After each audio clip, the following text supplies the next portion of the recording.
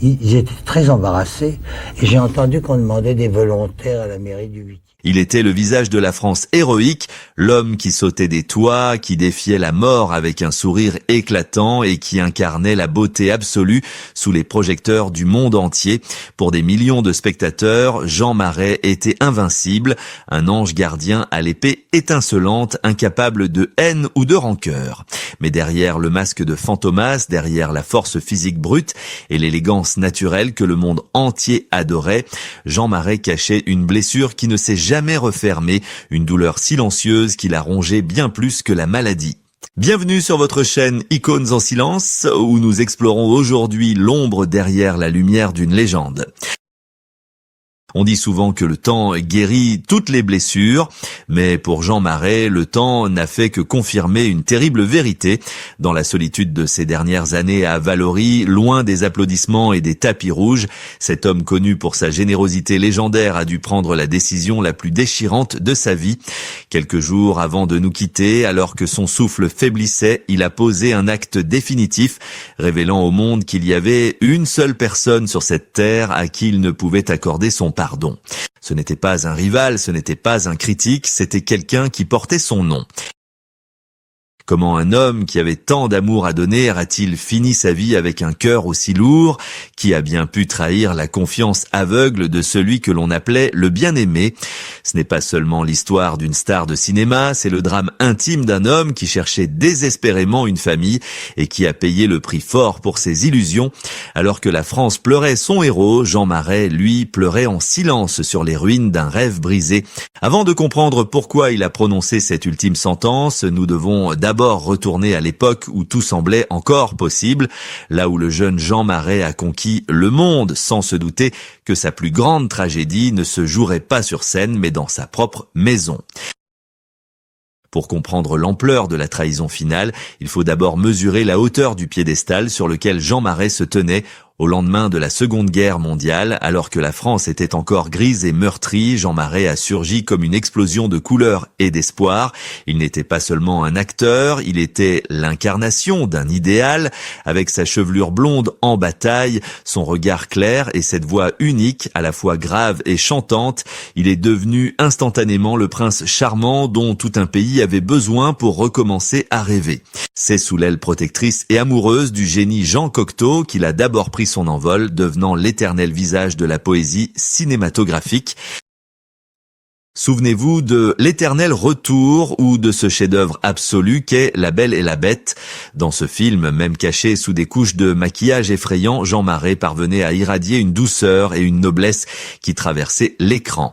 Il a appris à la France entière qu'on pouvait être un monstre à l'extérieur, mais posséder un cœur de roi à l'intérieur.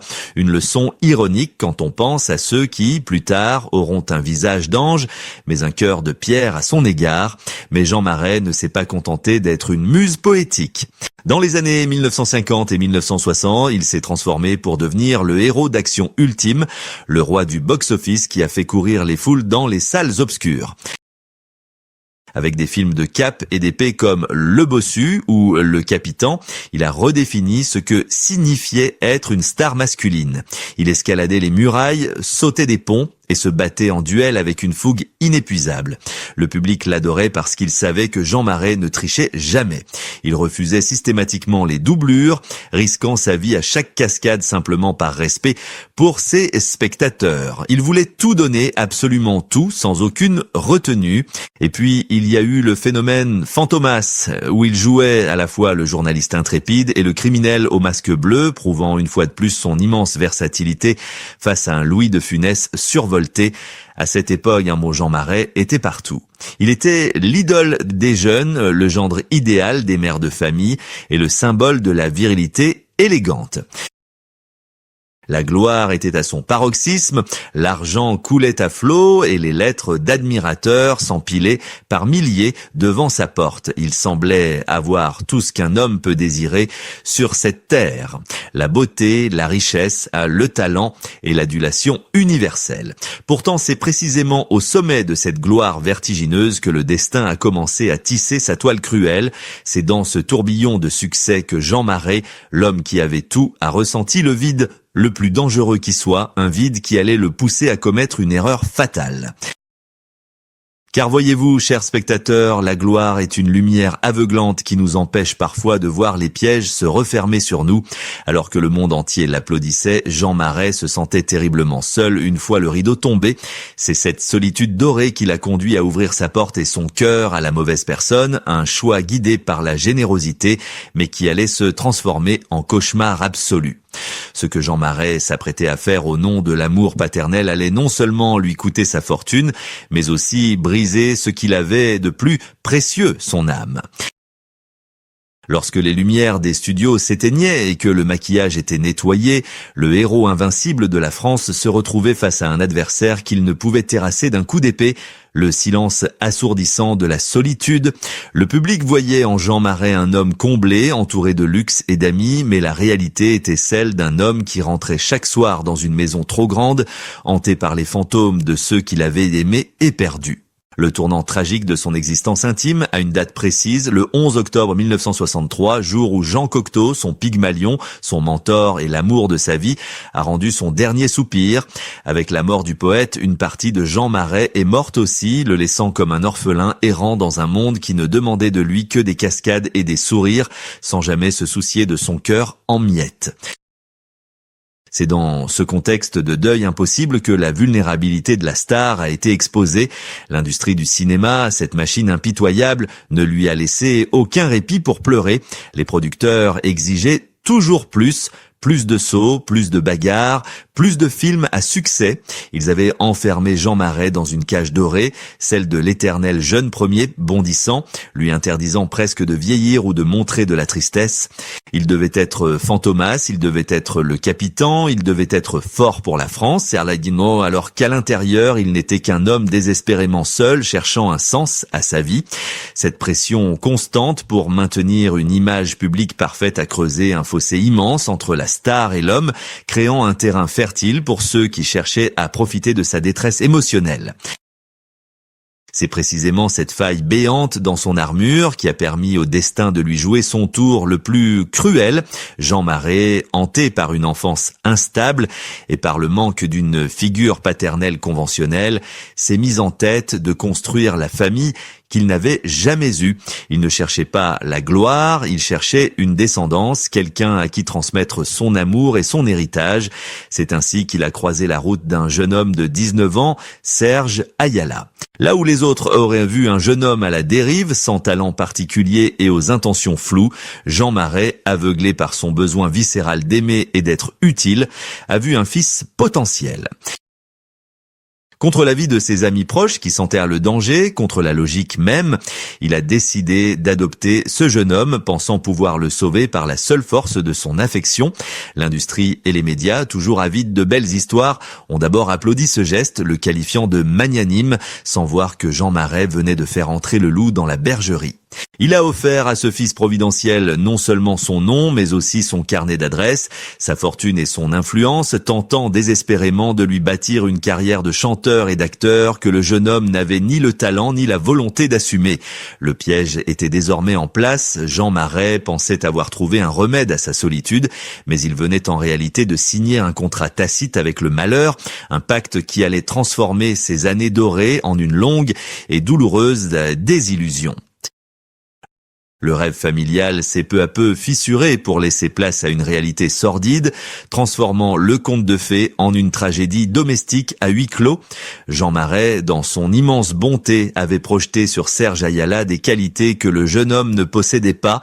Il voulait transmettre son flambeau, mais il s'est vite rendu compte que le feu sacré ne se transmet pas par simple adoption.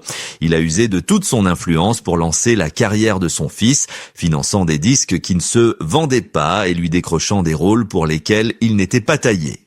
Mais au lieu de reconnaissance, il n'a récolté que de l'amertume. Serge, ébloui par les paillettes, mais rétif à l'effort, semblait considérer la fortune et la renommée de son père adoptif comme un dû, un puits sans fond dans lequel il pouvait puiser sans jamais rien offrir en retour. Les années passant, la générosité de l'acteur s'est heurtée à un mur d'indifférence et d'exigence croissante, alors que Jean Marais, même vieillissant, continuait de travailler avec acharnement, sculptant, peignant et montant sur les planches pour maintenir son train de vie et celui de sa famille. Il voyait son fils s'enfoncer dans une vie d'oisiveté et de dépenses inconsidérées. La maison de Valoris, qui devait être un refuge de paix et de création, devenait le théâtre de tensions sourdes. L'acteur a dû affronter cette vérité glaçante qui hante les pires cauchemars de tout parent. L'enfant qu'il avait choisi ne l'aimait pas pour ce qu'il était, mais pour ce qu'il possédait. Le nom Marais n'était pour Serge qu'une clé ouvrant les portes des soirées mondaines et des banques, rien de plus. Cette relation toxique a lentement vidé Jean Marais de son énergie vitale. Lui, le colosse qui avait porté Cocteau à bout de bras, se sentait désormais exploité par sa propre chair d'adoption. Il se retrouvait prisonnier de sa propre gentillesse, ne sachant comment couper les liens sans renier ses propres principes de loyauté. La presse commençait à murmurer, les amis s'éloignaient, gênés par ce spectacle triste d'un roi Léar dépouillé par son héritier. Jean Marais se sentait trahi, non pas par un ennemi, mais par son propre espoir. C'est dans ce climat de désillusion totale, alors que la maladie commençait à affaiblir son corps de géant, que l'esprit de Jean Marais a commencé à changer. La bienveillance a laissé place à une lucidité froide et tranchante. Il a compris qu'il ne pouvait plus se laisser faire, qu'il devait protéger ce qui restait de sa dignité et de son œuvre face à cette ingratitude dévorante.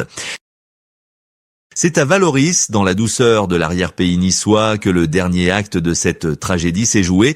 À la fin des années 90, le corps du colosse était brisé par la maladie, son souffle devenait court, mais son esprit, lui, n'avait jamais été aussi clair. Dans cette épreuve ultime, alors que la mort rôdait, la vérité des sentiments est apparue avec une brutalité aveuglante. Ce n'était pas Serge, le fils adoptif, qui tenait la main du vieil homme fiévreux, ce n'était pas lui qui essuyait son front ou qui veillait tard dans la nuit pour apaiser ses angoisses. Non, les anges gardiens qui entouraient Jean Marais s'appelaient Nini et Joe Pasquali, un couple d'amis fidèles, des potiers comme lui, qu'il aimait pour l'homme simple qu'il était devenu, loin des projecteurs. Et pendant que Jean Marais luttait pour chaque respiration, il a dû faire face à l'évidence. Le lien du cœur avait surpassé le lien du sang artificiel. Il a réalisé que la famille n'est pas celle que l'on décrète sur un papier d'adoption, mais celle qui reste quand il n'y a plus rien à gagner. C'est alors, avec une main tremblante, mais une détermination de fer, que Jean Marais a décidé de briser le silence. Il n'a pas convoqué de conférence de presse, il n'a pas hurlé sa colère, il a fait quelque chose de bien plus définitif. Il a fait appeler son notaire pour rédiger ses dernières volontés, transformant son testament en une arme de justice, une sentence irrévocable contre l'ingratitude. Dans ce document, qui allait devenir l'objet de scandales après sa mort, Jean Marais a posé l'acte suprême du non-pardon. Il a désigné Nini et Joe Pasquali comme ses légataires universels, leur léguant non seulement ses biens, mais aussi le droit moral sur son œuvre. Et Serge, ce fils qui attendait sans doute son heure, il a été rayé, effacé, exclu. En ne lui laissant rien, ou du moins en le privant de l'essentiel, Jean Marais a hurlé sans dire un mot. « Tu as voulu mon argent sans mon amour, tu n'auras ni l'un ni l'autre. » Ce geste était d'une violence inouïe pour un homme réputé pour sa gentillesse, mais c'était la seule façon pour lui de reprendre le contrôle de son histoire. C'était un acte de survie spirituelle. En signant ce papier, il ne cherchait pas à se venger, mais à rétablir une vérité morale. Il reconnaissait que ceux qui l'avaient soigné méritèrent son héritage et que celui qui l'avait abandonné émotionnellement ne méritait pas de porter le fruit de son labeur. Jusqu'à son dernier souffle à l'hôpital de Cannes, Jean Marais est resté ferme. Il est parti avec la tristesse d'un père déçu, mais avec la paix d'un homme juste qui a su, au dernier moment, distinguer l'amour véritable de l'opportunisme. L'histoire de Jean Marais est bien plus qu'une simple biographie de star de cinéma, c'est une fable moderne et bouleversante sur la définition même de la famille. Au terme de ce voyage, une vérité universelle émerge des cendres de sa vie tumultueuse. Le sang ne suffit pas à créer un père et l'ADN ne garantit ni l'amour ni la loyauté. Jean Marais a passé sa vie à courir après un idéal de perfection sur l'écran comme dans son cœur, mais c'est dans la douleur de la trahison qu'il a appris sa leçon la plus précieuse. Il nous rappelle que les vrais liens sont ceux que l'on tisse jour après jour par la présence, par le soin, par cette tendresse silencieuse qui ne demande rien en retour. En nous penchant sur son destin, nous ne pouvons nous empêcher de nous poser ces questions qui résonnent en chacun de nous. À quoi sert de conquérir le monde si l'on rentre chez soi pour y trouver des cœurs vides ? Sommes-nous capables de reconnaître ceux qui nous aiment vraiment avant que le rideau ne tombe définitivement ? L'acteur aux 1000 visages a fini par enlever son dernier masque pour nous montrer que la gloire est un manteau bien trop fin pour nous protéger du froid de l'ingratitude. Sa décision finale, aussi dure soit-elle, n'était pas un acte de haine, mais un ultime cri d'amour pour la vérité. Aujourd'hui, quand on regarde les vieux films où il bondit avec tant de grâce, on ne peut s'empêcher d'avoir un pincement au cœur. On ne voit plus seulement le héros invincible, on voit l'homme qui cherchait désespérément à être aimé pour lui-même. Jean Marais nous a quittés, mais il nous laisse ce testament spirituel. Ne prenez jamais l'amour pour acquis et souvenez-vous que la véritable famille est celle qui vous tient la main quand la lumière s'éteint. Il ne cherchait pas le pardon pour ses erreurs, il voulait simplement que son histoire soit racontée avec justesse. Ici, sur Icônes en silence, nous avons écouté sa voix, et vous, qu'auriez-vous fait à sa place face à l'impardonnable ?